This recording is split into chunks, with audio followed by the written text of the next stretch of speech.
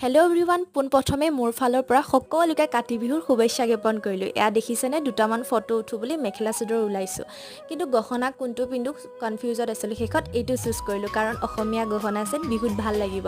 লগতে দুপাত খাৰু আৰু এটা ৰিঙো ল'লোঁ। এয়া মোৰ ফাইনেল লুক। কেনেকুৱা লাগিছে ক'বচোন কমেণ্টত।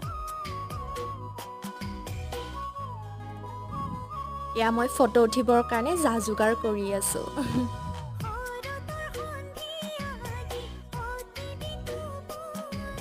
এয়া মই ফটো পোষ্ট দিয়াত ব্যস্ত, কিন্তু ফটো দুখন ইয়াতো লগাইছোঁ, কিন্তু বাকীকেইখন আপোনালোকে ইনষ্টাগ্ৰামত চাব দেই। এয়া গধূলি সময়ত তুলসী ৰুই চাকি বন্তি জ্বলাই এয়া শৰাই আগবঢ়াইছে মায়ে, আৰু মায়ে সকলো যোগাৰ কৰি আছে। লগতে ময়ো মাক অলপ হেল্প কৰি দিলোঁ ধূনা ঘূৰোৱাত।